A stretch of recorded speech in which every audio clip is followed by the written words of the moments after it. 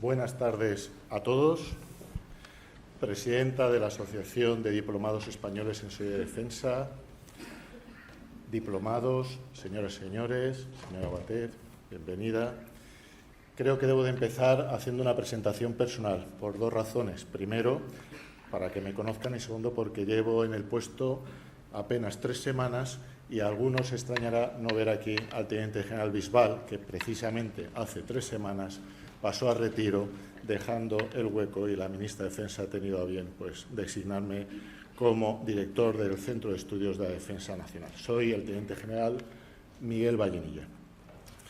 Y quiero darles la bienvenida a este acto de presentación de las actas del 7º Congreso de la ADESID y decirles que el CSDEN se encuentra muy confortable, muy a gusto, acogiendo a un acto como este. Por eso, cuando la presidenta, doña María Angustias Caracuel, nos pidió el poder utilizar el CSDEN y este hermosísimo edificio del arquitecto Ricardo Velázquez Bosco de finales del siglo XIX, del que estoy profundamente enamorado, porque de las bellas artes a mí la arquitectura es la que más me cautiva, pues le dije que sí.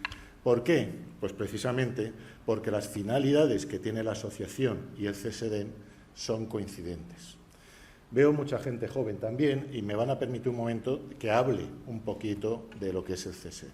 CSDEN, una de sus misiones de logo, como es de la asociación, es la difusión de la cultura de defensa. Pero no solo hacemos eso. Tenemos la importante responsabilidad de formar a los oficiales que el día de mañana ocuparán los puestos de más alta responsabilidad de las Fuerzas Armadas. Aquí se desarrollan los altos estudios militares, que son el curso de Estado Mayor, el curso para ascenso a general y también los cursos de alta gestión de recursos financieros, humanos y de otros recursos. Y además contamos con el Departamento de Cultura y Diplomacia de Defensa, que es el responsable de hacer los cursos demandadísimos de Defensa Nacional, donde asisten, permíteme que emplee la palabra, de las élites directivas del Estado, parlamentarios, diputados, senadores, rectores, diplomáticos, a recibir lo que yo llamo un baño de cultura y de defensa. Y también de diplomacia, porque se acogen en este centro los cursos de oficiales superiores iberoamericanos, de países aliados y amigos, donde divulgamos la visión española de la seguridad y la defensa. Como ven, es un centro importante. Y precisamente porque coincidimos en el ámbito de la cultura de defensa con la finalidad de la asociación, decía, es muy agradable acoger este acto. Que es un acto, y el difundir la cultura de defensa, estamos en un momento en que nunca ha sido más necesaria. A nadie de ustedes se les oculta el momento que yo califico geopolíticamente más grave desde la crisis de los misiles de Cuba de los años 60 del pasado siglo. Estamos en un momento sumamente delicado. La guerra de Ucrania, la tragedia de Gaza dentro del conflicto de Israel y Palestina, los problemas migratorios, las tensiones que ahora mismo se están produciendo en el Mar Rojo con los enormes riesgos para la economía mundial, los problemas en el estrecho de Taiwán y la península de Corea, son solo unos pocos ejemplos del delicadísimo momento geopolítico que estamos viviendo. Tomo una frase del alto representante de la Unión Europea para Asuntos Exteriores y Políticas de Seguridad, el señor Borrell, que hace muy pocos días, en su discurso de agradecimiento por su nombramiento como doctor honoris causa en la Universidad de Valladolid, un discurso que les recomiendo que lo busquen y lo lean porque es muy instructivo, decía que Europa está redescubriendo la dureza del mundo. Y decía que Europa, y es cierto, se ha construido sobre la paz. En el año 1957, y tras siglos de una dramática historia europea, primero en guerras de religión y luego en guerras territoriales nacionalistas, al final se llegó a la idea de que solo la unión, y con la unión la paz, era la única posibilidad de convivencia en Europa. Y eso, que lo hemos conseguido y que es algo maravilloso de lo que disfrutamos día a día, nos ha hecho caer en el trampantojo de que es lo mismo en el resto del mundo.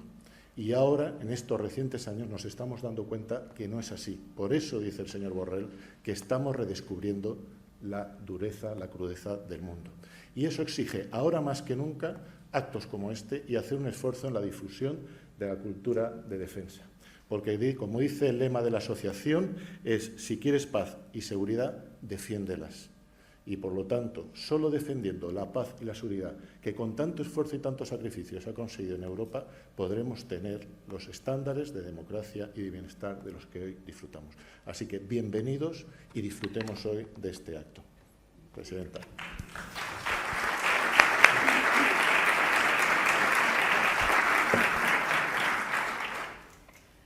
Estimado director, distinguidas autoridades y asistente a este acto, amigos todos.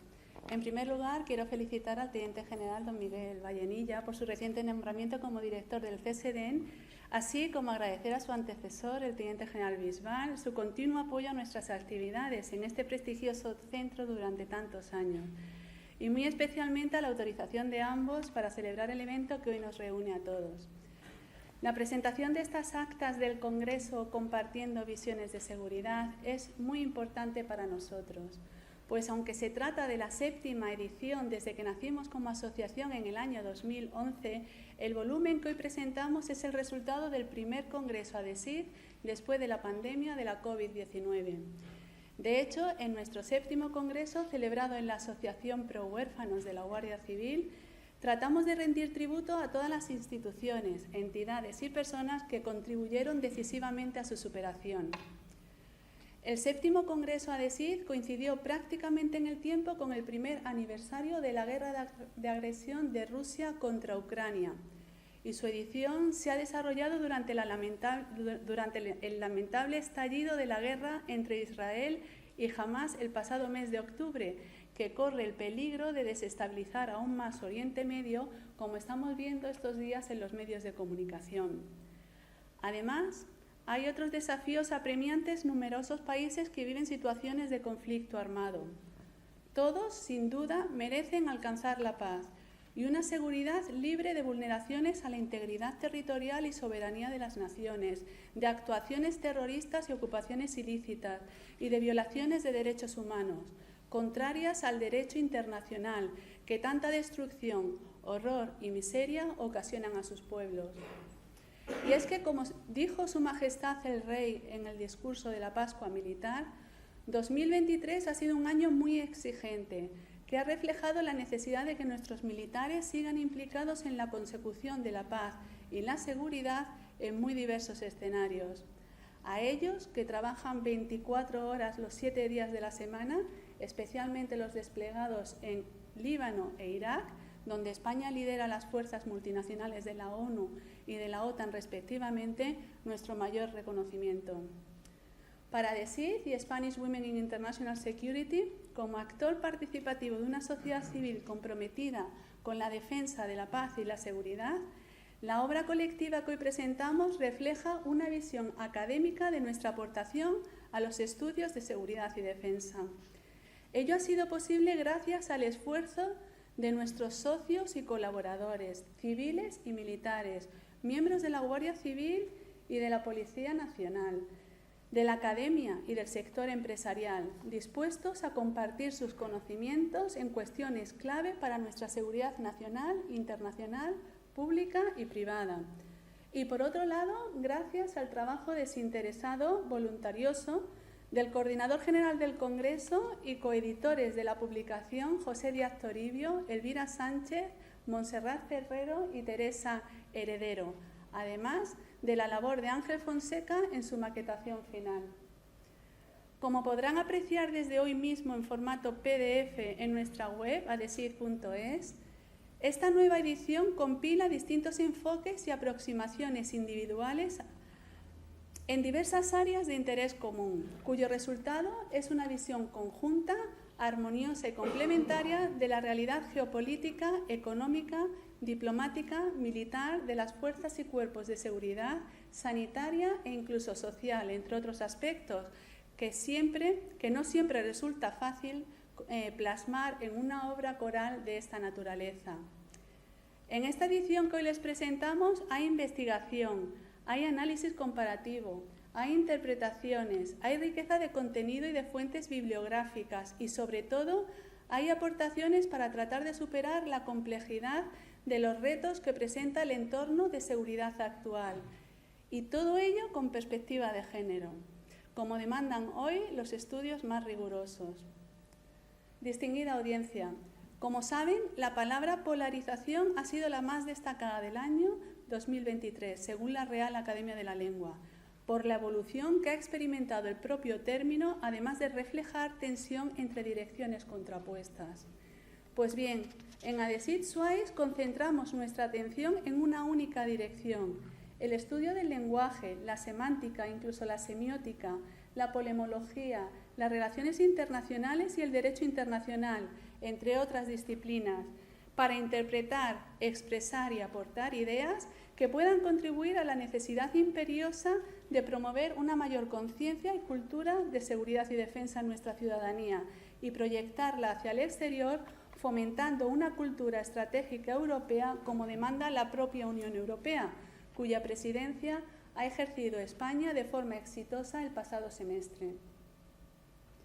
Somos conscientes de que en periodos de incertidumbre hay que aferrarse a los valores que nos unen como asociación, pues somos unos privilegiados por la posibilidad de reflexionar con libertad, respeto y generosidad en un ambiente propicio a la colaboración, facilitado por instituciones públicas y privadas y por personalidades, algunas de ellas miembros de nuestro Consejo de Honor, que se encuentran también aquí presentes, como el General de División de la Guardia Civil, don Javier Ara Callizo, que fue quien nos puso en contacto con la Asociación Pro Huérfanos de la Guardia Civil, y el comisario principal, don Emilio Prieto Andrés, que facilitó la donación de una empresa para llevar a buen término nuestro congreso.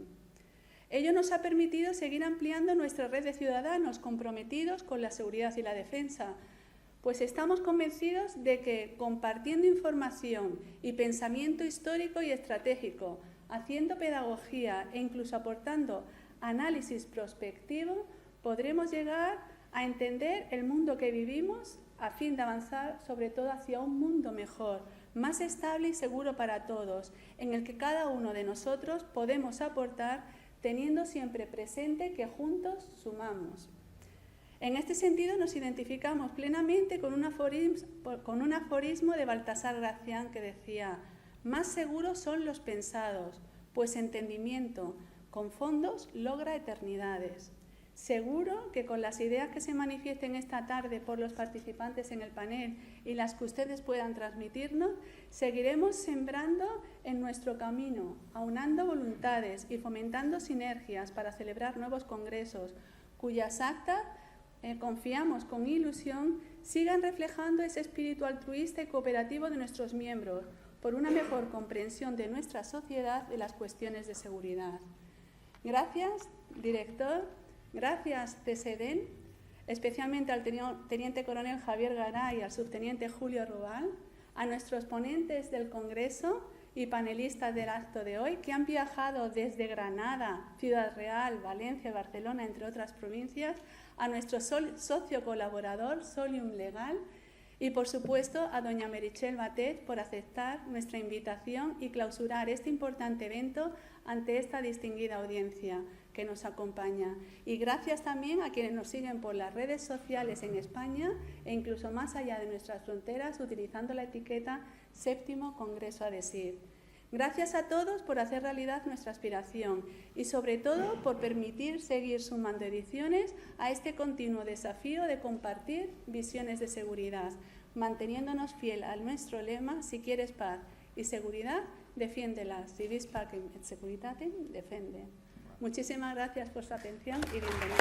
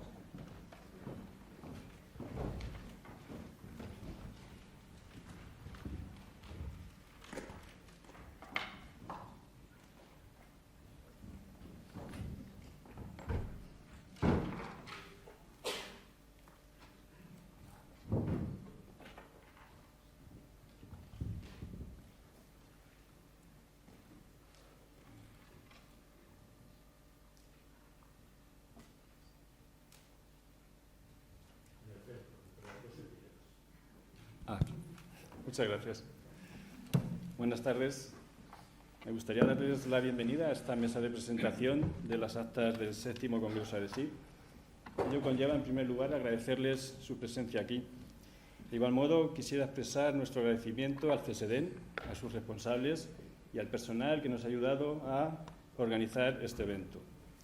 Muy especialmente quisiera reconocer la generosidad de los ponentes, de los coordinadores, que hicieron posible el Congreso. Con ella contribuyeron a nutrir de conocimiento y de experiencia la cultura de seguridad y defensa. Lo que estamos presentando en este acto es la obra que, bajo el título Actas del 7º Congreso ADESID, recoge en formato académico las ponencias que se presentaron el día 16 de febrero de 2023 durante la celebración del 7º Congreso ADESID, celebrado en las instalaciones de la Asociación Pro Huérfanos de la Guardia Civil. En total, ven la luz ahora los textos de las 2 conferencias inaugurales y 14 trabajos encuadrados en cada uno de los paneles en los que se dividió el Congreso. La obra también incluye unas conclusiones finales de cada uno de los paneles y en conjunto son algo más de 250 páginas que, como ha dicho Marian, son de acceso libre, ¿no?, desde ahora mismo en nuestra página web. Bien, este es el 7º volumen de este tipo que edita ADESID.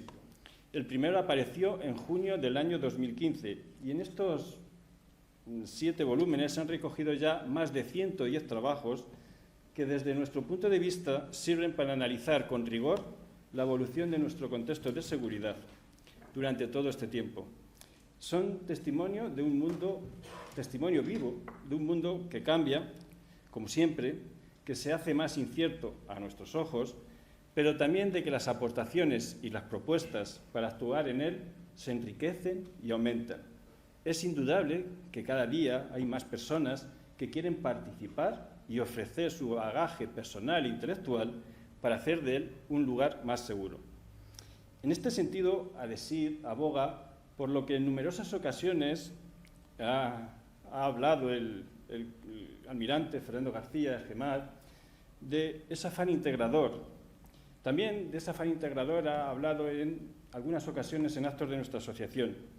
Pues bien, compartir visiones de seguridad, el lema del Congreso y por lo tanto de la obra que estamos presentando, es una de las facetas también de esa integración.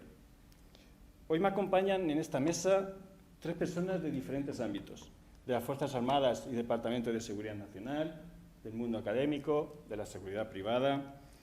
La obra de la que van a hablar es una obra colectiva, variada, integradora, creo que un reflejo de la realidad amplia de la comunidad de seguridad y defensa. El general Miguel Alonso Baquer, en su ya clásica obra ¿En qué consiste la estrategia?, ofreció unas claves muy importantes para comprender la inmensa utilidad de la cultura de defensa, que hoy bien podríamos denominar de seguridad y defensa. Me gustaría sobre todo recordar su aserto de que esta cultura debe ser obra de toda la sociedad. La suma de visiones de todos los sectores comprometidos con la seguridad y la defensa, abiertos a la sociedad en su conjunto, tiene además notables virtudes estratégicas.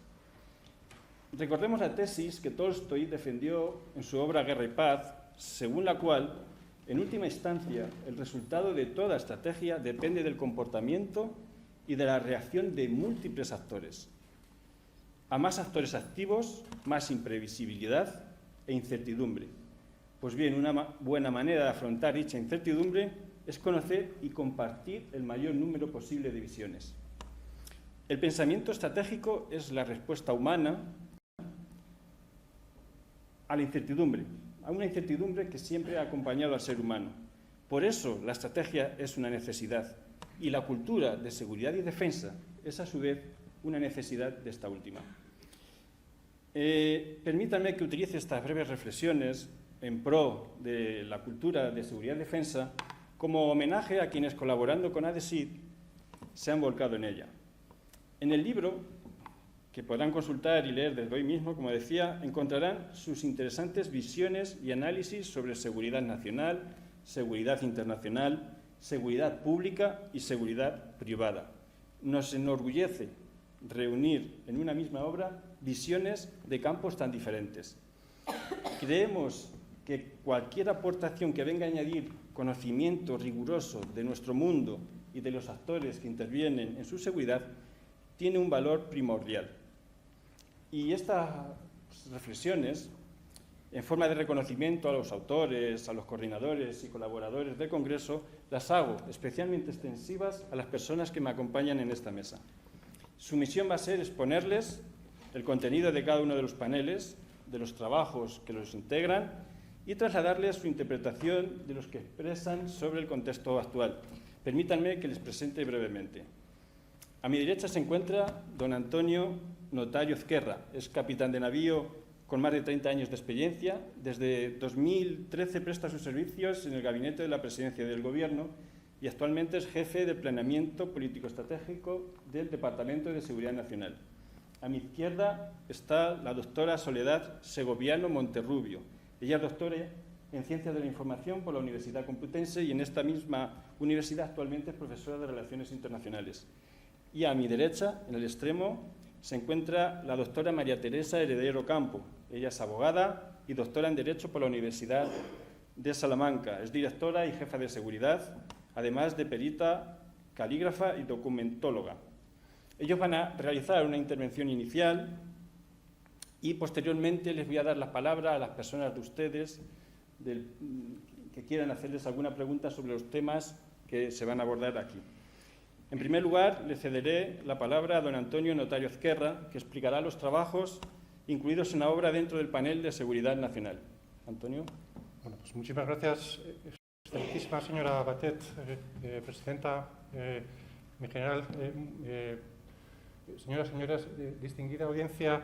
En primer lugar, me gustaría agradecer en nombre de la directora del Departamento de Seguridad Nacional del Gabinete de la Presidencia del Gobierno, agradecer a la Asociación de Diplomados Españoles en Seguridad y Defensa la amable invitación a participar en el 7º Congreso que se celebró el año pasado, el 16 de febrero, y también por la confianza para presentar hoy las conclusiones del panel sobre seguridad nacional. En particular, quisiera darle las gracias a su presidenta, a la presidenta de la asociación, doña Marian Caracuel. María, muchas gracias. Al profesor José Díaz Toribio por la excelente coordinación del evento y también a todo el staff de la asociación, Elvira Sánchez, Montserrat Ferrero y María Teresa Heredero, quienes hicieron posible la organización de tan interesante y tan agradable jornada. El panel de seguridad nacional fue moderado por el teniente general de la Guardia Civil, don Francisco Díaz Alcantuz, quien dio paso a 4 ponencias. La primera, a mi cargo, titulada 10 claves de la Estrategia de Seguridad Nacional 2021, en ella desvelo ciertas cuestiones que no están escritas en el documento oficialmente publicado. La segunda ponencia fue impartida por el coronel Dionisio Urteaga sobre la guerra cognitiva. El coronel Urteaga está aquí presente entre nosotros en primera fila. La tercera ponencia la impartió el profesor Rafael Martínez, que es catedrático por la Universidad de Barcelona, con el título Repensando el papel de las Fuerzas Armadas ante los nuevos desafíos a la seguridad nacional. Y la cuarta y última fue expuesta por don Rubén Tejedor Zembrero, director de comunicación del área de Economía del Ayuntamiento de Madrid. Él nos habló sobre los reservistas voluntarios, que son civiles, que son activados oportunamente para servir en las Fuerzas Armadas en periodos que van desde una semana hasta 4 meses aproximadamente. En lo que respecta a la primera ponencia, que recorre los contenidos de la Estrategia de Seguridad Nacional en 10 ideas clave, me gustaría destacar tan solo una idea central y trasladarles una reflexión. La idea central de la estrategia es el énfasis que se hace en las amenazas híbridas, entendidas como la combinación de las capacidades militares con otras, como pueden ser el suministro energético, la presión económica o los ciberataques para explotar las vulnerabilidades del adversario. Este es el verdadero epicentro de la estrategia de seguridad nacional. Otra forma de entender esto de las amenazas híbridas es que actúan siempre por debajo del listón de la guerra, en una zona que se llama zona gris. Y la reflexión que les hago, que les traslado, es más bien una pregunta. ¿Acaso no hemos sobrepasado ya el listón de la zona gris y hemos entrado en una zona muy, muy oscura? La invasión de Ucrania, la espiral de violencia en Gaza, los ataques a una de las principales rutas marítimas mundiales, como es el Mar Rojo, son escenarios ciertamente sombríos.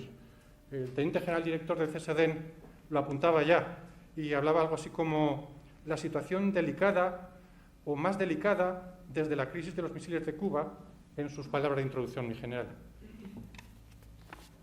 En estas guerras del siglo XXI, uno de los vectores de actuación más destacados es la desinformación.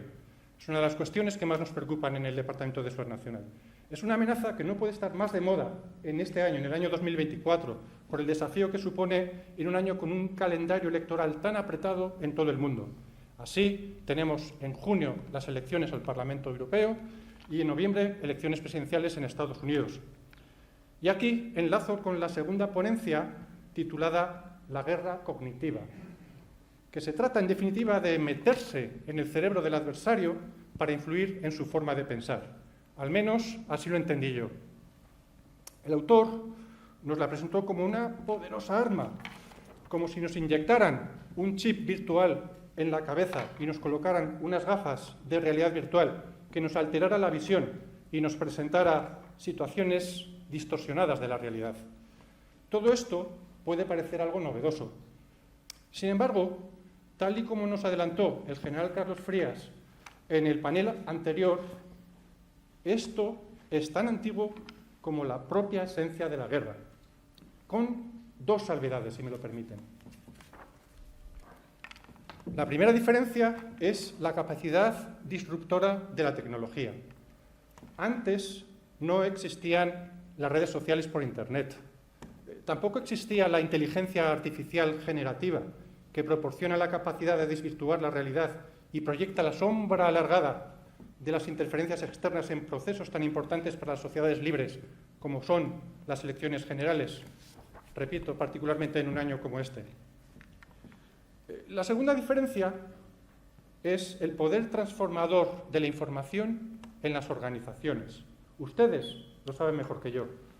Así, más allá de conceptos puramente teóricos, encontramos ejemplos reales, como es el caso de la incorporación al organigrama del Estado Mayor de la Defensa de una nueva unidad de comunicación estratégica para asesorar el GEMAD.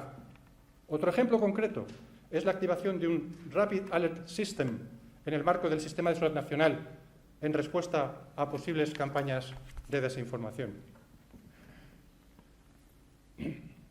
Esta capacidad de adaptación ante el pantanoso territorio que plantea el panorama actual de la seguridad me sirve para avanzar hacia la tercera ponencia, que estaba titulada Repensando el papel de las Fuerzas Armadas ante los nuevos desafíos para la seguridad nacional.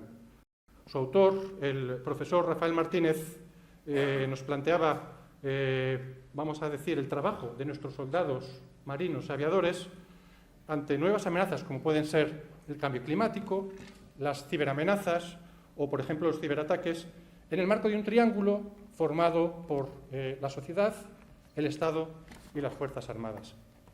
Desde un ángulo académico, vamos a decir, la ponencia del profesor Martínez sirvió para describir un interesante proyecto de investigación científica en el que han participado altos mandos militares, CEOs de empresas del sector de la seguridad y de la defensa, y a través de entrevistas personales y también de sesiones Delphi, etc.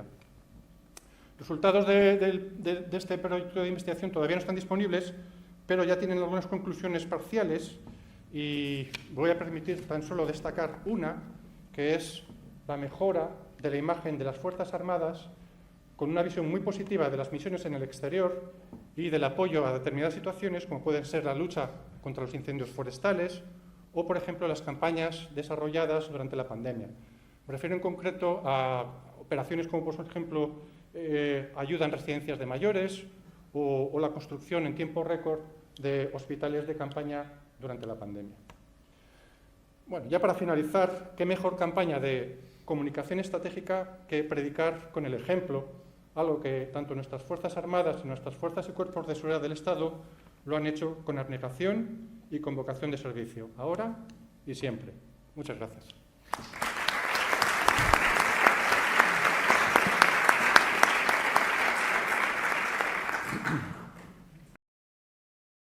Muchísimas gracias, Antonio. Ahora tiene la palabra la doctora Soledad Segoviano Monterrubio. Ella fue la coordinadora del panel de seguridad internacional. Bueno, ahora sí parece. Bueno, reitero de nuevo mi agradecimiento a Marian Caracuel, a José Díaz Toribio, mi general, y es un honor para mí que me hayan invitado a presentar, primero a coordinar y posteriormente a presentar estas ponencias. No me quiero extender mucho. Algunas de las cosas ya se han dicho aquí porque la seguridad internacional en realidad lo engloba en el marco global prácticamente todo, y la referencia constante a las crisis y la situación del contexto internacional es algo que más o menos todos conocemos, dada nuestra inquietud, nuestro interés por la seguridad y la defensa. Yo únicamente con el afán de aportar, digamos, desde el punto de vista académico, un pensamiento teórico mínimo antes de pasar, digamos, a resumir brevemente las aportaciones del panel de seguridad internacional. Quiero destacar aquí algunos conceptos que recogen autores a los que no voy a hacer referencia, pero que es interesante pensar en este marco que nos ocupa. Por supuesto, la palabra aceleración, no damos abasto con los cambios, la acumulación de crisis, una crisis gravísima que ha condicionado, de hecho, las ponencias que me tocó coordinar en el panel, la gran mayoría precisamente derivada de la invasión rusa de Ucrania, la pandemia, y esto en realidad provoca algo que ha sido una constante en la realidad internacional, y es, digamos, la dialéctica que se produce en el contexto internacional, por un lado, los valores, los intereses internacionales, la globalización, y luego, por otra parte, los intereses nacionales egoístas que, por otra parte, los Estados y algunos actores no estatales defienden. Entonces, eso provoca una disfunción, un choque, una dialéctica muy interesante de analizar desde un punto de vista teórico. También es algo que conocen ustedes desde el ámbito de la seguridad, es el conocimiento de tres poderes simultáneos. Todos hablamos del hard power o poder duro, el poder blando, pero actualmente también es muy importante el concepto de poder multinodal. Ese poder multinodal, del que no se habla demasiado desde el punto de vista teórico, es esencial para entender que la interdependencia, que básicamente está condicionada por la vulnerabilidad mutua de los actores estatales y no estatales, y la hiperconectividad, es fundamental. De hecho, es un elemento comparativo del poder. No solamente tener armamento, tener diplomacia pública, ahora mismo la capacidad de conexión y controlar esas conexiones es cada vez más importante. Por tanto, la dimensión relacional del poder en la sociedad internacional es crucial para actores Estado y para actores no estatales, y sobre todo a través de algo que se ha dicho aquí, que es canalizar el mensaje cada vez más, digamos, intoxicado en esa área difusa de la posverdad. Esto nos lleva a otra aportación teórica muy interesante de un internacionalista que hace su carrera en Estados Unidos, que es Acharya, que él nos habla del orden multiplex, ¿vale?, en el que convergen de forma simultánea y de forma transversal, es decir, simultaneidad y transversalidad, que no nos da tiempo prácticamente a analizar, una confluencia y convergencia de intereses de actores estados y de actores no estatales en relaciones asociativas tremendamente dinámicas entre la cooperación y el conflicto, donde cuando crees que has entendido una cosa, se ha producido un tremendo viraje. Y algo muy característico de nuestro orden internacional que se ha dicho aquí, que simplemente quiero subrayar porque ya se ha comentado, es la enorme conflictividad. Una competición geopolítica que está en los tres espacios tradicionales del Estado, espacio de tierra, mar y aire, en el ciberespacio y en el espacio ultraterrestre, donde los Estados compiten desde un punto de vista geopolítico, geoeconómico, geotecnológico, donde los actores no estatales con intereses como pueden ser desde Elon Musk y su empresa OpenAI siguen compitiendo por hacerse un hueco. Ese es el panorama donde, además, desde la óptica ya de España y en el marco precisamente de la agresión de Ucrania, tenemos al lado de nuestras fronteras a Rusia, penetrando en el continente africano, influyendo en el sur global, que ahora mismo está, adoptando un discurso anti-occidental, y es lo que dice Achiara en su discurso. Ahora mismo estamos en un orden por definir donde la hegemonía, la supremacía todavía, que si podemos definirlo occidentalocéntrica, liberal, todavía está, pero donde el sur global se aglutina. Y ahora mismo tenemos una cita muy importante en octubre de 2024 en los BRICS, que van a ser ampliados, además se celebra en Rusia. ¿Vale? Entonces ahí, y por supuesto la presencia de Rusia en África. Se acaba de retirar Francia, se acaba de replegar, inmediatamente el repliegue francés es ocupado, no solo por el Estado ruso en sí, sino por el grupo Wagner, ¿vale? En esa idea híbrida de no atribución. Y ese es el panorama internacional que nos enfrentamos y que todos ustedes, distinguida audiencia, seguro que conocen. Bien, para hacer un breve resumen de las aportaciones, muy breve, del panel, que a mí me tuve el honor, gracias a la solicitud de Marian de coordinar, básicamente la línea argumental vino motivada por la agresión rusa de Ucrania. En este sentido, don Servando de la Torre Fernández del Pozo nos aportó la ponencia que era la guerra de Ucrania en una perspectiva histórica, ¿vale? Para tener una visión, donde hizo un breve repaso desde los acuerdos de Breslave, acuerdos de Budapest, el protocolo de Múnich, precisamente para tratar de contrarrestar la violencia en la que ahora nos encontramos de prorrusos frente a combatientes ucranianos y que nos ha llevado al conflicto, parece ser estancado, que ahora vivimos en la guerra de Ucrania en el contexto además de la guerra de Gaza, en la guerra en Gaza entre Hamás e Israel. Sebastián Latre, teniente coronel Sebastián Latre, nos aportó la revisión nacional estratégica francesa de 2022, precisamente donde compartió con nosotros el problema de la deconstrucción de la seguridad y las iniciativas llevadas a cabo por el Estado francés para responder a los desafíos y amenazas definidas fundamentalmente por la competición militar, nuevos campos de confrontación, ciber, híbrido, espacial, en distintos contextos. Él destacó especialmente la importancia de las Fuerzas Armadas en este contexto, pero también de un concepto que además ha sido asumido por la OTAN y por otros actores estatales importantes, como es el concepto de resiliencia, que te golpeen y que puedas volver a levantarte para seguir en tu sitio, defendiendo los intereses de libertad y seguridad. Doña María Amparo Matías Velasco aportó su ponencia titulada «La OTAN y el fortalecimiento del vínculo transatlántico». Lo puso en interrogantes, ¿definitivo o circunstancial? De todos es sabido que la relación entre los aliados ha tenido sus altos, sus bajos, sus relaciones de cooperación y conflicto.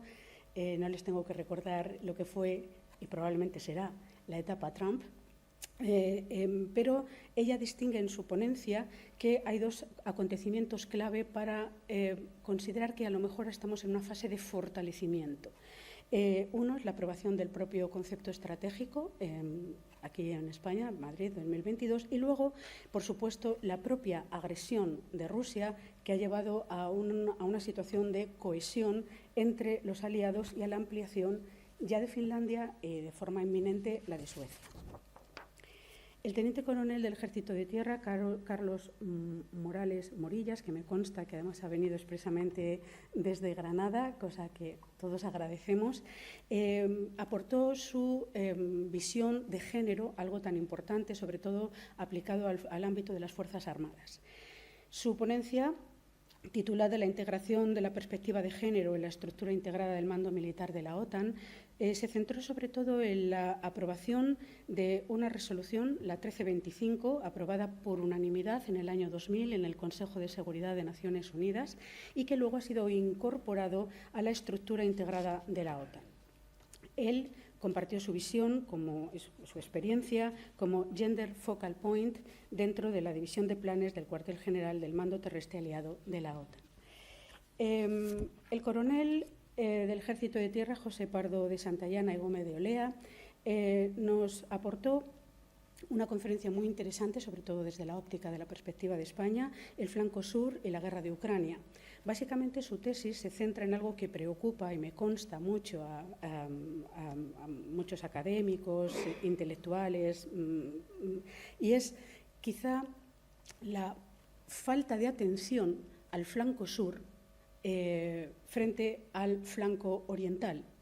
El hecho de que tengamos los desafíos y algunas amenazas procedentes del sur, la presencia clarísima, cercana de Rusia en la región MENA y, por supuesto, en la zona transregional que supone el Sahel, supone una necesidad absoluta de reforzar este flanco, sobre todo para los intereses estatales de España. La doctora María Dolores Algora Weber participó, docente igualmente, participó con su ponencia El dilema de la seguridad precisamente en la región MENA tras la invasión de Ucrania.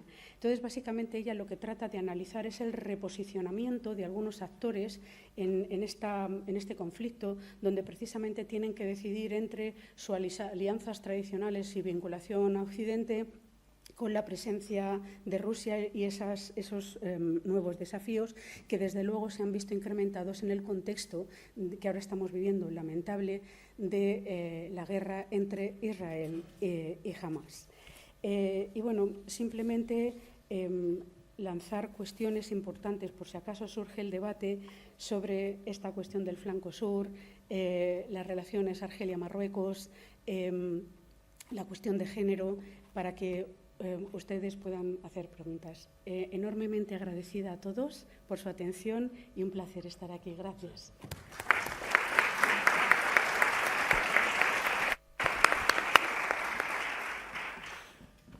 Muchas gracias, Soledad.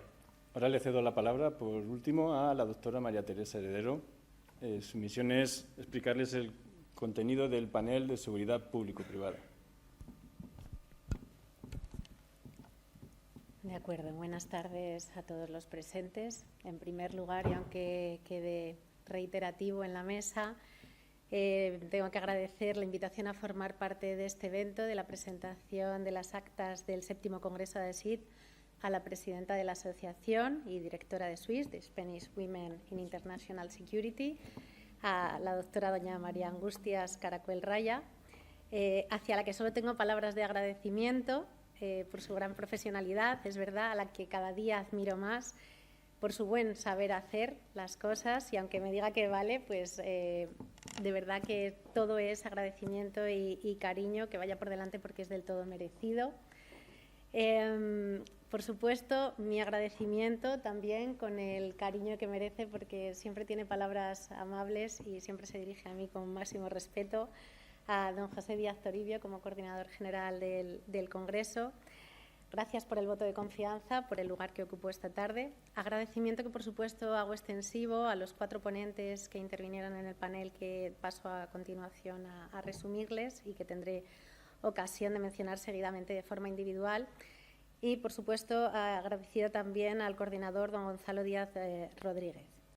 En este 7º encuentro, como han podido comprobar por lo manifestado por quienes me han precedido en el uso de la palabra, ha sido muy interesante, no solo por los temas expuestos, también por la calidad de los ponentes. Concretamente, el 4º panel, el que me corresponde, versó sobre seguridad pública y seguridad privada, un binomio que yo considero que, bien llevado a la práctica, puede suponer la cuasi perfección de la seguridad entendida en sentido amplio y con mayúsculas. La seguridad de los ciudadanos viene además explicada por algunos autores como un bien que nos corresponde a todos por naturaleza. También en este sentido, la propia ley define la seguridad ciudadana como la garantía que todos tenemos dentro de los derechos y libertades reconocidos y amparados por las constituciones democráticas, para que puedan ser ejercidos de forma libre por la ciudadanía y que no queden en meros postulados teóricos carentes de eficacia jurídica en la práctica. No ha lugar a dudas, además, que el ser humano necesita sentirse seguro, y es precisamente en estos términos donde seguridad pública y seguridad privada, como les indicaba, tienen que poner el acento para conseguir esas grandes metas, esos objetivos. Los 4 ponentes que intervinieron en la mesa abordaron temas relacionados con estas 2 vertientes. Sus intervenciones, además, suponen una muestra de que aún queda mucho camino por recorrer, de que hay cuestiones por resolver y por perfeccionar, lo que se traduce en la práctica, que hay que estudiar más y hay que hacer un trabajo de campo sobre todas esas cuestiones. En primer lugar, en la mesa intervino Antonio Cortés Ruiz, general de la Brigada de la Guardia Civil, quien inició su ponencia titulada «La contribución de la seguridad privada a la seguridad pública», poniendo de relieve el marco normativo del que considera, y creo muy acertadamente, que hay que partir para abordar dicha cuestión. A renglón seguido también nos habló del reparto de competencias de los cuerpos de seguridad del Estado en materia de seguridad privada y en su intención de poner de manifiesto la importancia que tiene el sector privado. Comentó, que creo también relevante, algunas cifras para meternos en la realidad, que se traducen además en la importancia que está adquiriendo este sector en el desempeño de algunas labores. Incluyó una cosa que a mí particularmente me parece muy interesante, que es la posibilidad futura de sustituir también fuerzas y cuerpos de seguridad en determinados ámbitos en servicios de protección por seguridad privada. Esto también viene un poco por defecto profesional. Apuntó la tecnología como motor del cambio, algo que además ya se ha apuntado y que ha quedado de relieve en la mesa, algo que todas las personas tenemos muy presentes y que creo que la Administración debe proveer a la seguridad privada de un marco jurídico que sea adecuado para poder intervenir en este sentido. Concluyó su intervención afirmando que España está a la vanguardia en tecnología, en procedimientos y en calidad de su personal. La segunda intervención de la mesa, a cargo del comisario Manuel Yanguas Hernández, abordó de forma específica la importancia de la colaboración, tanto pública como privada, frente a las agresiones del personal sanitario, una cuestión que además se ha puesto de relieve, sobre todo a raíz de la pandemia, pero un tema que creo que siempre es candente, pues es un colectivo que desafortunadamente se ve expuesto de forma continua a agresiones de todo tipo, lo que indica pues, que además de un necesario protocolo de actuación, es necesario también desarrollar medidas preventivas. El comisario aludió a la actividad desplegada por los interlocutores policiales sanitarios de Policía Nacional, una figura que se creó en el año 2017, encargada de asesorar y de dar información a los centros sanitarios que lo soliciten para prevenir o afrontar cualquier tipo de acto violento que se perpetre en el ámbito sanitario. En definitiva, es personal capaz de determinar el riesgo, que se produzcan agresiones y al mismo tiempo determinar las medidas policiales que en cada supuesto particular deban ser adoptadas. Según informó además, pues se está realizando formación continua en este sentido y en estos aspectos. Cerró su intervención aludiendo a la cuestión de una propuesta de ampliación de los centros sanitarios para que se puedan producir denuncias in situ con apoyo telemático. El tercer interviniente, Jerónimo Robledo Morales, expuso bajo el título «Uso de la inteligencia artificial en seguridad ferroviaria» una interesante ponencia que trató sobre cuestiones relacionadas con el uso precisamente de la inteligencia artificial aplicada a la seguridad, poniendo en valor el trabajo que está realizando Renfe para mantener a la vanguardia del mercado, evidentemente, su nombre y el uso de las nuevas tecnologías, abogando por la digitalización de todos sus sistemas de seguridad sin que el usuario pierda ese confort, ¿no? en el uso de Renfe. Centró su intervención en explicar los aspectos más importantes del proyecto RS3, Renfe Smart Security Station, que busca mejorar esa seguridad en el entorno ferroviario. Creo que también de forma muy acertada advirtió que debemos ser siempre conscientes de que nos encontramos en un entorno muy cambiante, constantemente inestable, volátil y contra el que hay que, lógicamente, luchar en la medida de lo posible con las herramientas que nos brinda, por ejemplo, en el caso de su ponencia, la inteligencia artificial. El panel se completó con una cuarta ponencia a cargo de José Miguel Ángel Olleros, que en su intervención sobre prevención del delito a través de seguridad creada por el diseño nos habló del origen del término y del objetivo que cumple la misma, que no es otro que facilitar el desarrollo de las personas que están diseñando nuevos entornos más seguros donde se reduzca esa oportunidad delincuencial y el sentimiento de inseguridad.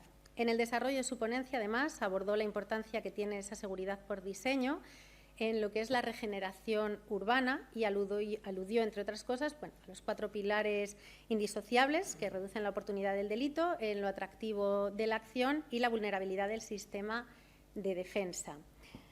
Se comprueba así que el paradigma de la seguridad supone un reto constante para nuestra sociedad que, como decía inicialmente, tenemos que abordar con determinación en cada uno de los ámbitos, tanto en el ámbito de la seguridad pública como en el ámbito de la seguridad privada. Durante esta 7ª edición, además del Congreso, creo que hemos tenido oportunidad de adquirir nuevos conocimientos, de profundizar en temas interesantes, relevantes, actuales, novedosos. Y creo que eventos, si me lo permiten, de este tipo conciencian de la importancia que tiene el sentirnos seguros y lo que lleva o conlleva el término seguridad en el sentido más amplio.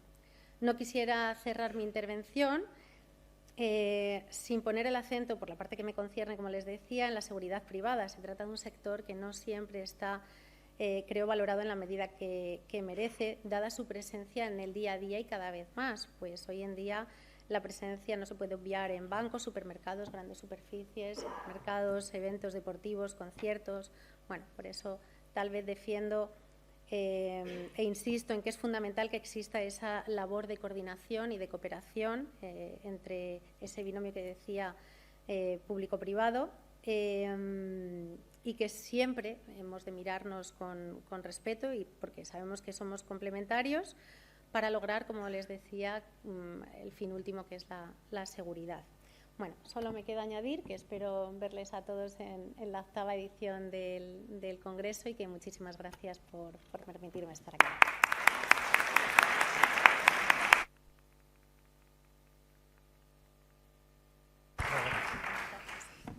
Muchas gracias a los 3 intervinientes. La verdad es que es un desafío presentar de forma tan breve, ¿no?, unos trabajos que en algunas de las ocasiones son complejos y abordan cuestiones bastante complicadas. Ahora toca el turno de las preguntas. Quiero darle la oportunidad a quienes de ustedes deseen de hacer alguna pregunta a cualquiera de los 3 ponentes. Cuando les dé la palabra me gustaría que se identificaran, que indicaran a quién quieren dirigir su pregunta y, por supuesto, por favor, en la formulación de la misma, que fueran lo más precisos y concisos posible. En fin, ¿tenemos alguna pregunta? Allí, por favor.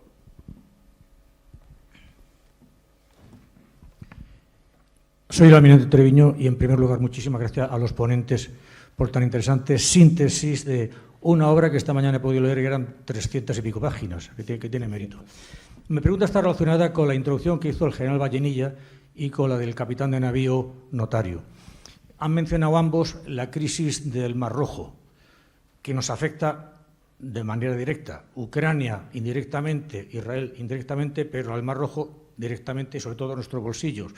Los fletes han disparado, en fin, hay problemas ya con el tema de combustibles que también han subido, etcétera, etcétera. Y mi pregunta es muy fácil y dirigida al capitán de navío Notario.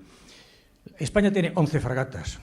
Y yo, como marino, me pregunto por qué no hay una de las nuestras en la coalición Prosperity Guardian con 20 naciones más. ¿Cuál es el motivo? Ya que está en un destino privilegiado, ¿es político?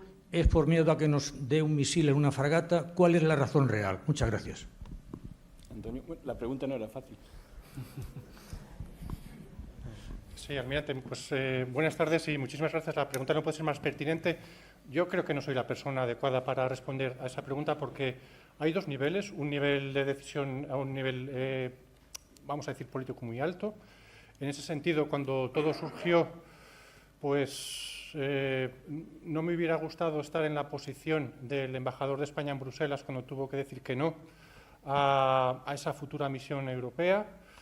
Y, como le digo, yo no soy la persona para poder responder a esa pregunta, que tiene mucho sentido, pero bueno, lo que sí que le comento es que es una situación que, a mi modo de ver, efectivamente es una situación muy grave que afecta a la economía global, en concreto en España, pues cosas muy cotidianas como pueden ser, por ejemplo, el precio del café ha subido un 12%, la fábrica de ruedas de Michelin de Valladolid ha tenido que parar la producción porque no hay caucho. Es decir, es una cuestión de un escenario lejano que nos afecta muy directamente.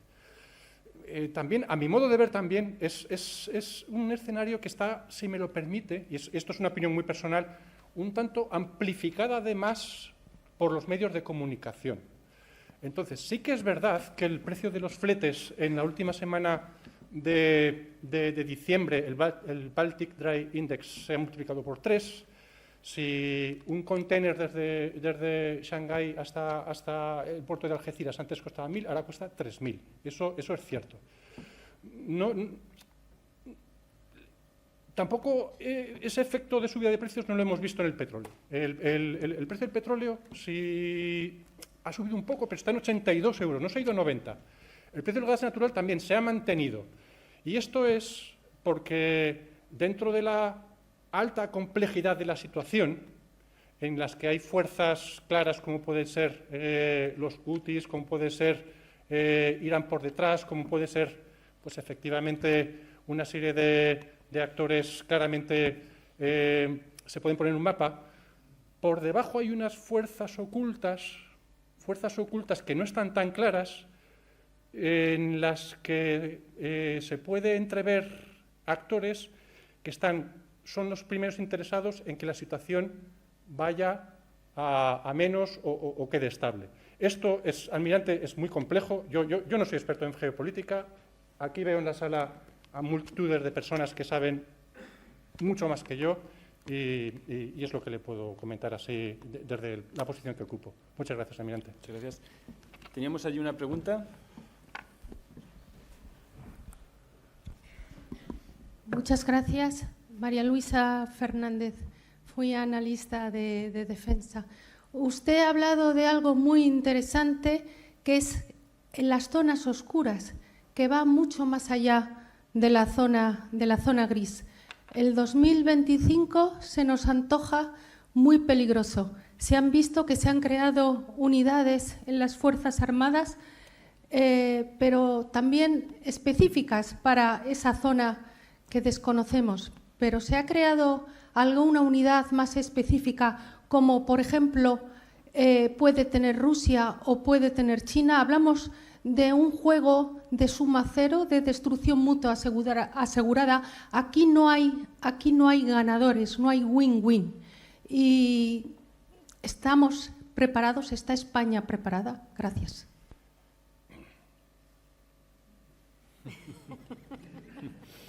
Sí, pues muchísimas gracias por esa pregunta. Efectivamente, el escenario es de alta complejidad. En los análisis prospectivos que dirigimos en el Departamento de Seguridad Nacional, efectivamente tenemos una percepción de la situación en deterioro. Desde hace 5 años en el Departamento de Seguridad Nacional hacemos un análisis de riesgos, en los cuales también planteamos unos escenarios, vamos a decir, prospectivos con tendencias a 10 años. Y tenemos también dos corrientes. Una, la corriente a largo plazo, en la que dependemos mucho de la coyuntura del año en cuestión. Años 2020-2021, efectivamente, pues era la pandemia, la amenaza que se percibía con mayor intensidad por los ciudadanos. Y este año los resultados todavía no los tengo finalizados, pero desde luego los conflictos internacionales forman parte de esa zona roja, de esa zona de riesgo. Al margen de lo que son los escenarios de tensión geopolítica y bélica más clásicos, lo que claramente le puedo decir es que hay dos cuestiones que preocupan, que son, lo ha dicho antes Teresa, es la tecnología como motor del cambio y también como fenómeno que, si bien se plantea como una oportunidad para la sociedad de progreso, pero también genera muchas sombras por la parte de ciberseguridad, por la parte de desinformación, por la parte de todo esto, que quizá es un poco lo que el escenario que más preocupante. Y además, en este año, años 24, que hay un calendario de elecciones en todo el mundo claramente, serias, pues bueno, todo esto de la inteligencia artificial generativa. No sé si han visto un vídeo de Putin hablando con un Putin falso en diciembre. Y ver la cara de Putin es un asombro, ver cómo está diciendo, pero esto es verdad. Bueno, pues es eso, y el impacto que puede tener en la sociedad es ahora mismo el escenario de mayor preocupación, al margen de todo lo revuelto que está, ¿no? Todo lo que es el mapa del mundo. Pues muchísimas gracias. Muchas gracias. Teníamos aquí una pregunta, doña Beatriz.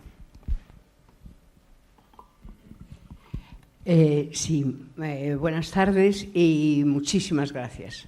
Ha sido realmente notable este panel y las intervenciones de cada uno. Yo soy Beatriz Rodríguez Salmones, fui portavoz de defensa en el Parlamento durante mucho tiempo y con eso tuve ocasión de conocerlos y de admirar extraordinariamente, y sigo pensando que es lo que mejor tenemos en España, que son nuestras Fuerzas Armadas. Eso yo creo que no está suficientemente reconocido, pero voy a dos cosas muy concretas y que quizá no son de este ámbito, pero que yo me he propuesto tenerlo. Dos cuestiones en España. Nuestras Fuerzas Armadas en Líbano, yo creo que no lo estamos dando el conocimiento, la gravedad, lo que supone esto. Si preguntas a cualquiera de mis amigos, no digo en la calle, de mis amigos, no. Esto nos plantea el problema de la información y no lo hemos logrado. Y hay países que lo logran. Yo no sé qué es, porque desde luego me consta que el Ministerio lo hace muy bien, que hacen todo lo que pueden, las Fuerzas Armadas también, pero estamos en el Líbano, en un sitio de una gravedad gigantesca y no lo sabemos. Dos, yo estoy trabajando cerca y estoy en la Junta Directiva de UNRWA. Me parece que también es una cuestión de una máxima gravedad, que por eso me permito ponerla en este sitio lleno de tapices y de gentes tan inteligentes. Por favor, hagamos algo. Marianne solucionaría estos problemas, estoy segura. Pero vamos, sin la menor duda, se le dice, oye, hay que darle más información. Pues, Marianne, no es posible que las Naciones Unidas hayan tomado esta decisión, que España la ha tomado, a mi gusto, muy correcta y muy bien. Pero si UNRWA desapareciera, la tragedia no tiene números para ser contada. Y también, yo nunca he sabido lo que era UNRWA hasta que me he puesto a trabajar con ello. Yo creo que, perdón porque me he metido en un campo que no es, pero creo que esas dos cuestiones, que tienen además mucho que ver con la información, que todos lo han mencionado, son dignas de que yo haya molestado a este auditorio. Muchas gracias. Me ha pedido José que intervenga y yo voy a dar mi perspectiva quizá de formación profesional. Soy docente vocacional y además enseño a jóvenes periodistas. También enseño a futuros politólogos. Mi gran reto está en los jóvenes periodistas. Doy clase a primero y desde la óptica de la educación en este país, de verdad, siempre que estamos, que si se renueva, que si no sé qué, que si uno, que si otro, todos conocemos ese debate.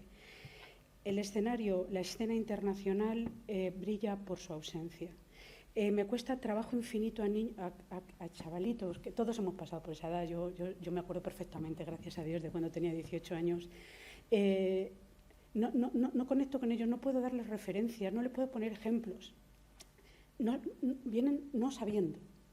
Entonces yo creo que hay un problema primero de familiarización, de que digamos que el contexto internacional les cale, que se den cuenta que es importante, incluso antes de llegar a las universidades. Yo enseño Ciencia Política, Relaciones Internacionales y enseño Relaciones Exteriores de España. Siempre les enseño las misiones internacionales. Y de hecho hablo de FINUL, precisamente porque es la más desconocida y la más numerosa, precisamente, donde están ahí, además en un alto riesgo, dado el contexto de coyuntura actual y que además lleva muchísimo tiempo. Entonces, yo creo que desde el ámbito de la educación quizá mentes pensantes se deberían plantear llevar a cabo de verdad una reforma donde se introdujera la globalización y el contexto internacional como un requisito prioritario. Sin embargo, te vas a los programas de bachillerato y están estudiando Isabel II, con todos los respetos, ¿no? Pero yo creo que deberíamos introducir también esa cuestión. Y efectivamente, yo Hay una cuestión que Marian sabe de mi implicación. A mí este tema me gusta, me he especializado en seguridad y defensa, he hecho mi tesis sobre servicios secretos estadounidenses, o sea que esta cuestión me apasiona y he puesto en marcha, precisamente viendo ese problema que usted apunta, un seminario permanente en cultura de seguridad y defensa. Me cuesta Dios se ayuda que los alumnos se matriculen y encima es gratuito. Por tanto, hay un problema estructural que de verdad debería, digamos, afrontarse además con iniciativas. Una de las prácticas que yo les pongo a mis alumnos es decirme propuestas de divulgación de información internacional para que ellos se sientan implicados. Entonces, esa cuestión es muy importante. Luego, lo de la UNRWA, efectivamente, a pesar de que lamentablemente Israel ha demostrado la implicación de algunos personajes en la ayuda, en el terrible provocación de Hamás como grupo terrorista, esa organización sigue siendo necesaria, porque si no, es decir, yo no creo que haya que culpabilizar a la organización como colectivo y sus objetivos, porque a unos cuantos individuos, por llamarles de alguna manera, se les ha ido la cabeza. Así que, efectivamente, absolutamente comprometida con la divulgación, pero debería ser una cuestión estructural y es muy complicado. Gracias. Tenemos tiempo para otra pregunta más, por allí. Sí, buenas tardes. Mi nombre es Manuel Sela, soy el subdirector general de Asuntos Internacionales de Seguridad del Ministerio de Asuntos Exteriores, director de Política. Se ha ido.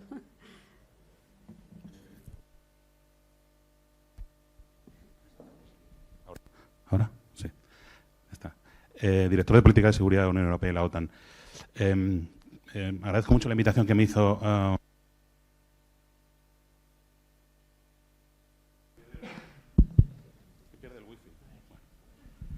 agradezco mucho la invitación para venir y la verdad es que pues lamento mucho haberme perdido ese congreso. Me hubiera encantado haber podido asistir. Solo voy a hacer una pregunta porque realmente es un tema que tenemos encima de la mesa. Bueno, tenemos muchos temas encima de la mesa, pero de los que se han hablado hoy, el tema de nuestro fracaso en el Sahel pues es un tema que barajamos mucho y me gustaría saber un poco qué es lo que se habló, de qué se comentó, porque efectivamente como organización multilateral la Unión Europea ha fracasado en el Sahel desde el punto de vista de la seguridad y la defensa. Las operaciones que hemos realizado o se han tenido que retirar porque se ha perdido el acuerdo de sede o bien están capítulos disminuidas, como está la EUTM Mali en este momento. Pues quería saber un poco desde la academia qué alternativas, qué análisis se hace de eso y qué opciones se proporcionan. Estamos necesitados de opciones. Muchas gracias. Bueno, desde la academia, lógicamente. La verdad es que la situación, a mí cuando abordo el Sahel, yo siempre, cuando sobre todo tengo oportunidad de enseñarlo, sobre todo a los alumnos de ciencias políticas que están más interesados en que los alumnos de primero de periodismo, aunque la verdad es que tengo que decir que cuando los alumnos de primero de periodismo se lo enseñas tienen la capacidad de trabajo increíble. Yo siempre me gusta hablar, aparte de la MENA Region, que es Middle East and North Africa, siempre hablo del Sahel como una región transregional. Ahora no se puede, lo que es MENA y el Sahel, en realidad ahora mismo eso es un espacio hiper conectado. Entonces ahora la verdad es que la situación es muy preocupante en el sentido de la sucesión de golpes de Estado que ha habido, y una vez que ya tomas el golpe de Estado, lo que decide el nuevo militar de turno es expulsar a la misión internacional con un discurso de anticolonización, de expulsar a Francia y permitir la opción de Rusia a través del grupo Wagner. Los intereses de Rusia son diversos, la verdad es tremendamente interesante, muy motivador explicarlo. Pero eso es desde una óptica estatal. Es muy interesante la posición que tienen en Libia, la base de Al-Jufra, el apoyo, por supuesto, a Malí, ahora recientemente a Níger, pero también yo insisto mucho desde la academia de la importancia de los actores no estatales. El propio grupo Wagner, aunque sea un actor implicado, asociado a Rusia, es un ejemplo de actor subestatal.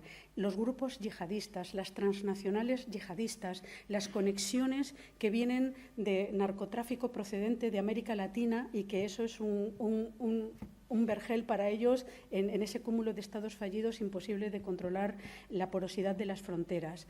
La verdad, yo siempre les digo a mis alumnos, si queréis investigar, si queréis tener toda la composición en ese escenario y todos los actores, desde luego la zona de Sahel, MENA, es tremendamente apasionante, por no hablar ya del Golfo de Guinea. ¿Vale? Y, por supuesto, en la parte oriental, que es toda la zona, por supuesto, del Cuerno de África, Mar Rojo, Djibouti, Estrecho de Bab el-Mandeb. Desde luego, ese tema, desde un punto de vista geopolítico, es apasionante. Diría mucho más, pero no quiero abusar. Gracias. Ahora, Jessie, la última pregunta.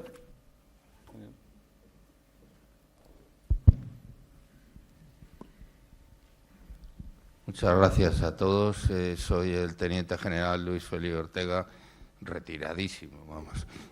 Bien, mi pregunta, no sé a quién dirigirla, pero ¿cómo ven el futuro de las operaciones de paz? Sobre todo teniendo en cuenta lo que ha pasado en Malí, lo que pasó en Afganistán, lo que está ocurriendo en Líbano. ¿Van a seguir siendo como hasta ahora? ¿Qué prevén ustedes que va a ocurrir? Y concretamente con el empleo de fuerzas terrestres en estas operaciones de paz. Nada, muchas gracias.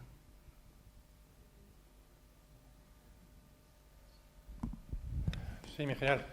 Muy buenas tardes. Muchas gracias por esa cuestión, porque se trata de una zona de interés estratégico para España y realmente se ve muy mal. Se ve muy mal porque la estrategia, de alguna forma, mirada con una lente amplia de operaciones en el terreno, no está funcionando.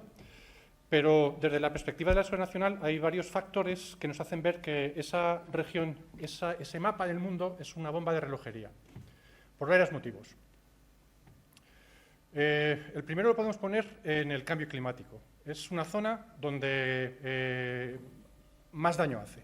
Las inundaciones se llevan por delante el ganado, las oleadas de sequía son tremendas, que hacen desplazarse a multitud de personas. Es una de las regiones más pobres del planeta, es una de las regiones donde las madres tienen 5 y 7 niños que no tienen con qué vivir y tienen que buscar alguna forma para tener un trozo de pan para poder comer.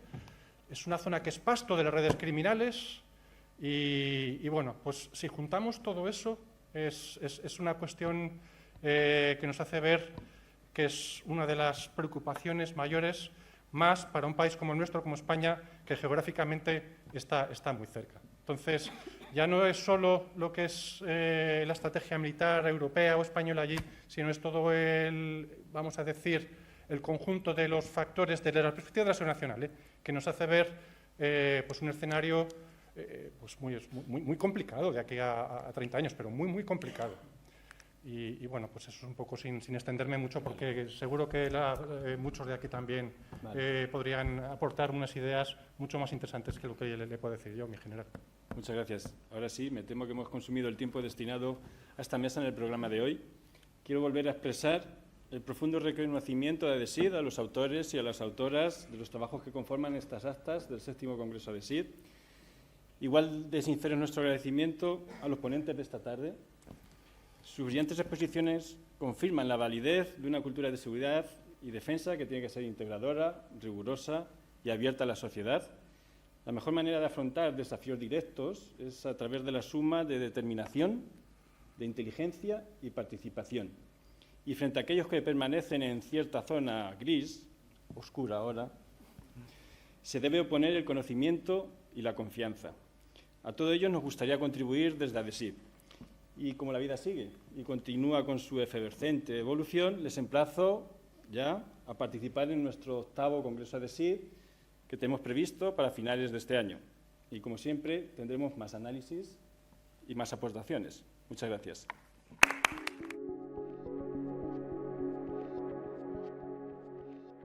Todos ustedes la conocen, pero sí me gustaría resaltar algunos rasgos de su amplia trayectoria política y académica, como jurista además. Ha sido presidenta del Congreso de los Diputados durante la 13ª y 14ª legislatura, entre los años 2019 y 2023. Ha sido también ministra de Política Territorial y Función Pública y en el ejercicio de ese cargo formó parte del Consejo de Seguridad Nacional y ha sido profesora también de Derecho Administrativo y Derecho Constitucional de la Universidad Pompeu Fabra de Barcelona, donde obtuvo también su licenciatura y realizó sus cursos de doctorado. Y para nosotros nos gustó mucho una publicación que realizó también hace unos años que se llama La Esperanza Cívica de Europa, reflexiones sobre el papel de la ciudadanía a partir de la nueva Constitución Europea. Tiene numerosas condecoraciones como la Gran Cruz de la Real Orden de Carlos III, la Medalla del Congreso de los Diputados y la Gran Cruz de la Orden del Mérito de la República Italiana. Pero por nuestra parte también queríamos expresarle nuestro agradecimiento por haber autorizado en su momento la celebración de una jornada en el Congreso de los Diputados sobre España y la seguridad y defensa europeas ante la cumbre de la OTAN de Madrid en febrero de 2022. Así como felicitarle también por el reciente homenaje que ha recibido, porque ella se encuentra entre las top 100 mujeres que representan el talento femenino, junto con doña Ana Botella, miembro también de nuestro Consejo de Honor, y la señora ministra de Defensa. Así que bienvenida al GSD, doña Meritxell. Pues muchísimas gracias, querida presidenta, querida Marian, muchísimas gracias por esta invitación, que cuando me lo propusiste, pues enseguida me sentí atraída de compartir algunas reflexiones y de poder escuchar este resumen brillante que han hecho de 300 páginas, que no era fácil. Y por tanto, encantada de poder estar aquí con todos ustedes y haber escuchado, haber aprendido y espero pues también aportar otra dimensión en las reflexiones que se están haciendo. Quiero agradecerle al Teniente General su acogida y darle la enhorabuena por el reciente nombramiento y además permítanme que también les diga que estoy encantada de poder reencontrarme con gente querida como doña Betina Rodríguez Salmones, con la que compartí también algunos años en el hemiciclo, en el Parlamento español, muchas veces coincidiendo en muchos planteamientos, algunas veces discrepando, pero siempre respetándonos, cosa que creo que es lo más importante en democracia, lo más importante a la hora de establecer un diálogo, un debate y compartir reflexiones. A veces podemos partir de posiciones distintas, pero creo que el respeto mutuo e incluso la admiración y el reconocimiento de los valores del otro, de las capacidades del otro y que el otro siempre tiene algo de verdad, creo que son muy importantes. Así es que me permitirán también que comparta con ustedes esa reflexión. Es verdad que cuando hablamos de la política de defensa todos pensamos en el Poder Ejecutivo, porque eminentemente por su naturaleza, por su dimensión, por sus características, pues efectivamente radica en el Poder Ejecutivo y es desde el Poder Ejecutivo desde donde se dirige esa política de defensa. Pero también es verdad que ha habido un incremento de la parlamentarización, si me lo permiten, de esta política en los últimos años. Ha pasado en España, yo creo que en ese sentido no somos una excepción, hay muchos países de nuestro entorno que también han sufrido esa evolución y creo que el incremento de la parlamentarización se produce por varios motivos. En primer lugar, porque creo que es algo que demanda la publicidad y el pluralismo que acoge un Parlamento, ¿no? Cada vez hay más fuerzas políticas representadas, quiero decir que cada vez la sociedad es más diversa, hay más sensibilidades y, por tanto, ese pluralismo y también el hecho de potenciar la publicidad en materia de defensa hace que sea positivo esa parlamentarización.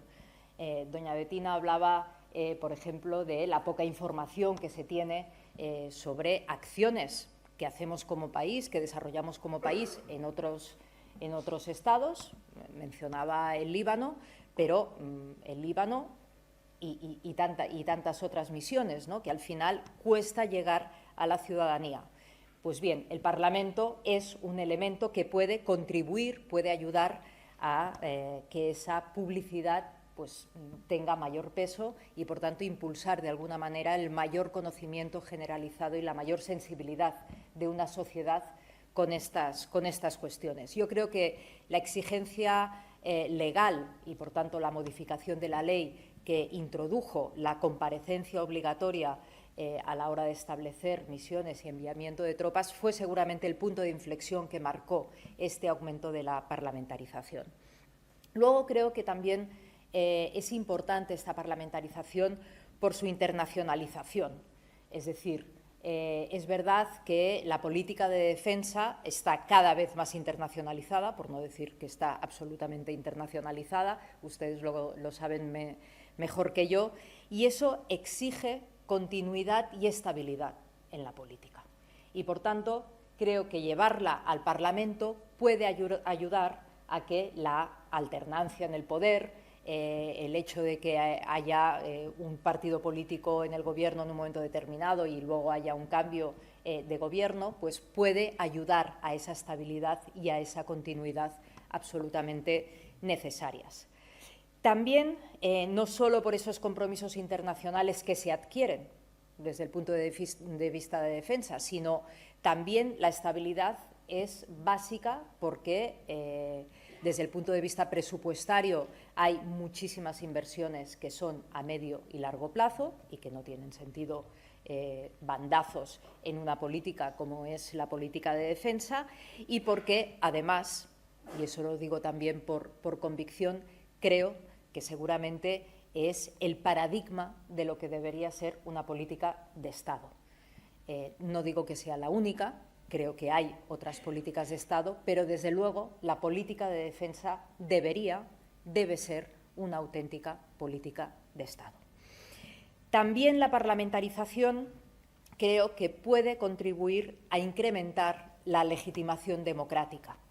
El hecho de que se compartan debates, que se compartan reflexiones, que haya publicidad, como decía al principio, y por tanto un mayor conocimiento, una mayor transparencia a la hora de la toma de decisiones, puede ayudar a legitimar democráticamente determinadas acciones y determinadas decisiones. Eso también puede ayudar a la generación de consensos de fondo. Yo soy muy partidaria del consenso y eso lo diré al final de mi intervención, pero en la política de defensa creo que especialmente es muy relevante que se produzca y que avance esa política mediante el consenso. Ustedes también me podrán decir, hombre, pero la parlamentarización puede producir el efecto contrario, y es verdad. Es decir, cuando estamos en un Parlamento muy polarizado, la palabra del año, no sé quién lo decía en la mesa anterior, ¿no? Cuando el escenario es muy polarizado, cuando las fuerzas políticas están muy enconadas, hay mucha confrontación, llevar estos temas al Parlamento pueden sufrir una contaminación y acabando en el efecto contrario, precisamente. Buscando el consenso, resulta que lo que hacemos es contaminar determinadas políticas y, por tanto, no consiguiendo el efecto deseado, que es el consenso. De todas maneras, en el Parlamento yo creo que hay algunos instrumentos importantes del debate parlamentario que quería destacar, que sí pueden contribuir y que pueden ayudar a la generación de este consenso y a potenciar la política de defensa, parlamentariamente hablando, también como una política de continuidad y una política estable y de Estado. En primer lugar, la existencia de la Comisión de Defensa. Hay muchas otras comisiones, por supuesto, pero es importante destacar que la Comisión de Defensa tiene realmente una dinámica muy distinta a la que se puede producir, por ejemplo, en el Pleno del Congreso de los Diputados. En general, la Comisión de Defensa y todas las comisiones tienen menor foco mediático. Eso ayuda porque no hay una presión mediática y, por tanto, los portavoces actúan genuinamente pues de acuerdo con sus conocimientos, de acuerdo con sus convicciones, con un ánimo más constructivo. La inmensa mayoría de portavoces tienen conocimientos y se han molestado en formarse en esa materia de la que son responsables en su grupo parlamentario y, por tanto, a mayor tecnicismo, a mayor profundidad en los planteamientos, también mayor capacidad para conectar y encontrar puntos de conexión con otras formaciones políticas, con otros partidos políticos, y, por tanto, hay una atención en la profundización de la materia. Eso ayuda, indudablemente, a la generación de ese consenso en materia de defensa. En segundo lugar, la existencia de un ministro, de una ministra, comprometidos con el Parlamento, comprometidos también con la generación de esta política como una política de consenso. Yo creo que eso también ha ayudado a lo largo de nuestra historia de manera general, transversal, puede haber alguna excepción, pero ha sido una constante en nuestro país que los ministros de Defensa, las ministras de Defensa han tenido esa vocación de interlocución con la oposición de manera permanente, con el flujo de información y, por tanto, con la generación de complicidades y la comparecencia permanente en la comisión. Yo creo que eso es muy importante. Y, finalmente, un tercer elemento sobre el que normalmente no nos detenemos tanto, creo que también es importante el papel del presidente o de la presidenta de la Comisión de Defensa. Muchas veces hay una tradición que es que la Comisión de Defensa está presidido por un miembro de un partido que no ostenta el Gobierno, y eso, si hay vocación de diálogo, si hay vocación de entendimiento, creo que es muy bueno y es muy positivo. El presidente de la Comisión de Defensa, por razón de la materia, tiene una relación bastante intensa, por ejemplo, con la presidenta o el presidente del Congreso de los Diputados. Yo, durante mis legislaturas, tuve ocasión de verme muchísimo con el presidente de la Comisión de Defensa, en ese momento, el señor Bermúdez de Castro, por razones múltiples, pues porque hay muchas relaciones internacionales cuyo contenido tiene que ver con la defensa y, por tanto, hay un intercambio de información, o lo invitaba a esas reuniones, porque siempre atendía a aquellos que hacen los cursos precisamente de esta casa, del CSDEN, y yo intentaba siempre recibirlos y, por tanto, intercambiar algunas reflexiones con aquellos que hacían el curso. Los propios diputados y diputadas que hacen el curso del CSDEN, pues también ayuda y contribuye precisamente a generar ese buen clima y esa complicidad entre diputados y diputadas de distintas formaciones políticas. Esta última legislatura, por el escenario global en el que estamos viviendo, ha marcado mucho también las relaciones internacionales desde la Cámara. Yo misma he tenido ocasión de hacer muchos viajes vinculados precisamente al conflicto en Ucrania. Fui a Letonia a visitar las tropas, a dar apoyo a los países fronterizos, precisamente por la delicadeza, por la situación delicada que se estaba viviendo, un poco buscando esa complicidad, diciéndoles con toda claridad que España se sentía frontera de ese conflicto, porque eso es la pertenencia a la Unión Europea. Somos sur y el flanco sur es importante reforzarlo, y España tiene un papel crucial, ¿no? Aquí me hubiese gustado hablar sobre África e Iberoamérica como dos regiones del mundo que yo creo que son básicas en esta batalla cultural que se está librando, y que deberíamos poner todo el énfasis en ellas para que no caigan en el lado oscuro del mal. Perdonadme la simplificación, pero no quiero extenderme mucho porque es irme de lo que quería compartir con ustedes, pero que vieran que desde el sur y desde España, como un país con mucho peso dentro de la Unión Europea, estamos presentes y estamos aliados para defender y apoyar a Ucrania y, sobre todo, para defender y apoyar a todos los países que están en la frontera. Y eso creo que también nos va a dar legitimidad a la hora de luego pedir correspondencia.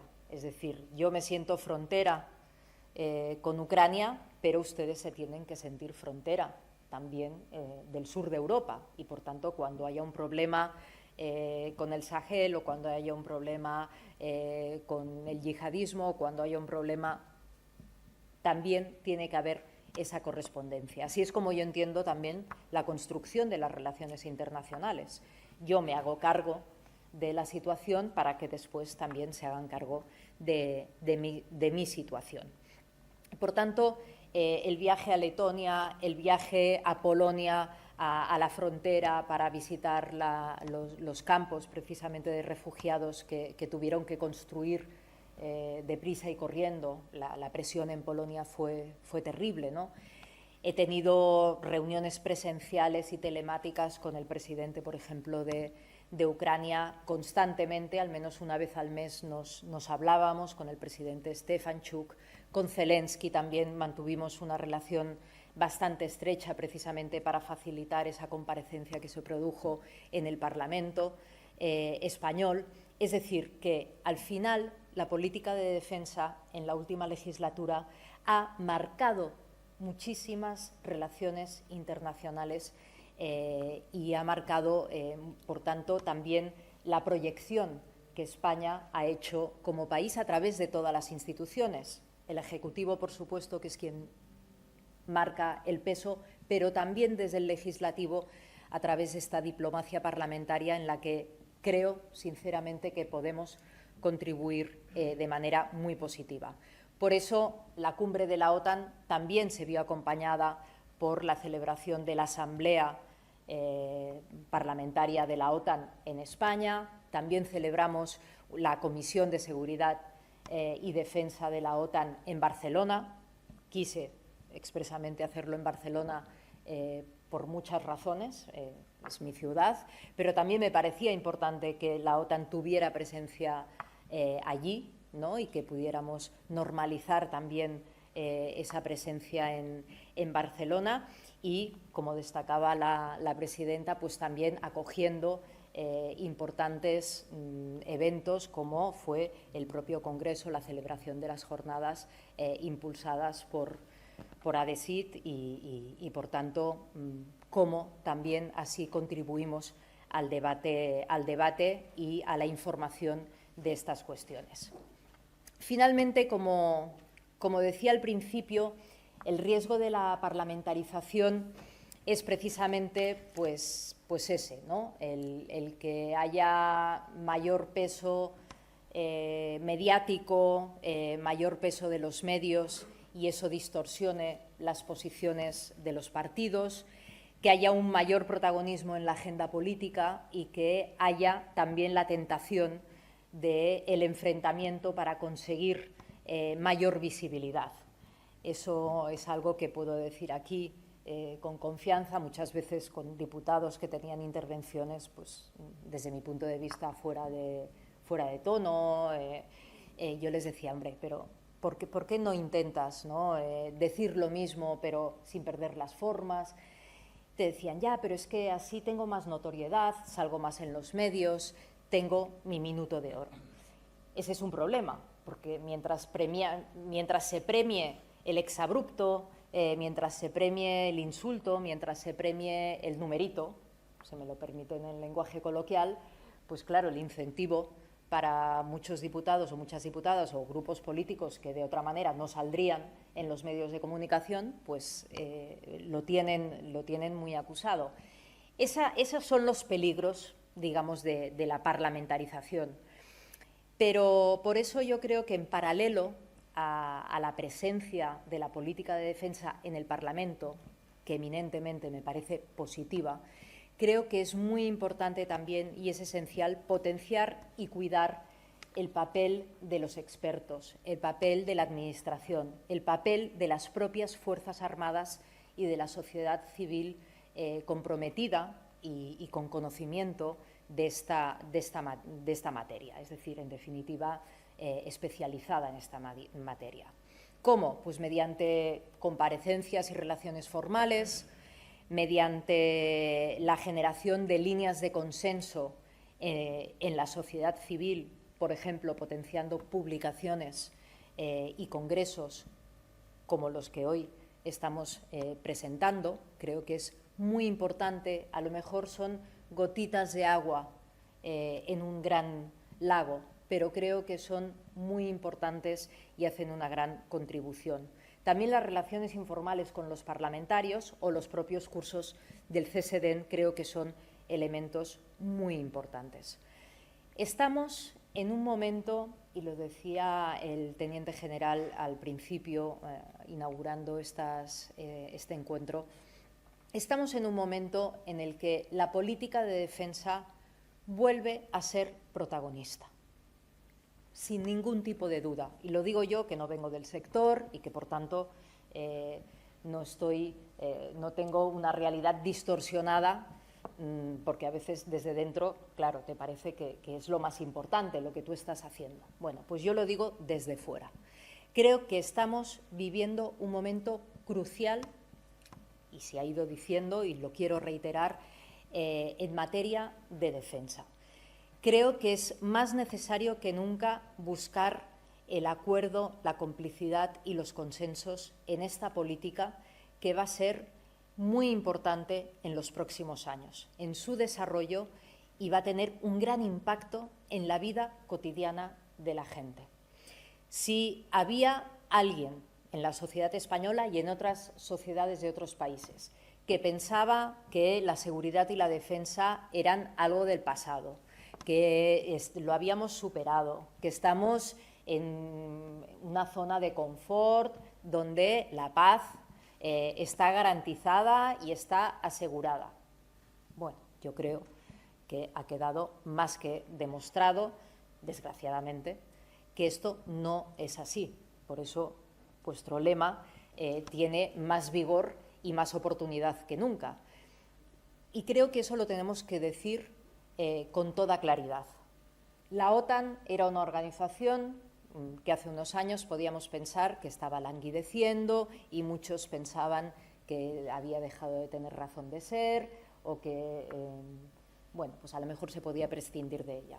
Bueno, la OTAN en estos momentos está garantizando y dando la batalla en primera línea, y no lo digo con el paralelismo del frente, pero sí está dando la batalla en primera línea en esa batalla cultural a la que hacía referencia hace unos minutos y que creo que es primordial y creo que es básico. Por tanto, con esto quiero acabar porque creo que me he alargado mucho más de lo que pretendía. Creo que es muy importante que consigamos que la política de defensa continúe siendo una política de consenso. Para eso hay dos elementos básicos, dos premisas básicas. Para conseguir el consenso hay que reconocer la legitimidad del otro y, en segundo lugar, hay que tener voluntad de llegar a acuerdo y de llegar al consenso. Es verdad, tenemos que ser conscientes que no todo puede consensuarse. Es verdad también que los consensos es mucho más fácil conseguirlos cuando se debaten planteamientos de fondo y a largo plazo, mucho más que cuando se hace pensando en un elemento, en la discusión coyuntural de un tema concreto y a corto plazo. Por tanto, también seamos conscientes de cómo planteamos los debates para conseguir ese objetivo deseado. Y, desde luego, se genera también mediante la creación de espacios de encuentro cotidianos y la generación de espacios de consenso en la sociedad civil. Por eso yo creo que la contribución de ADESID, la contribución de todos ustedes haciendo el congreso que han hecho o actos como el que estamos celebrando hoy es primordial, es crucial para el mantenimiento de ese consenso.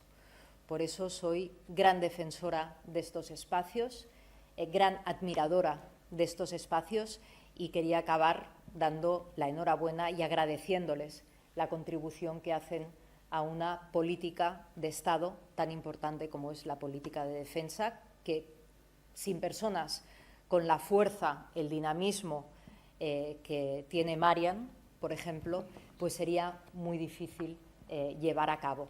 Así es que enhorabuena y un placer haber estado aquí con todos ustedes.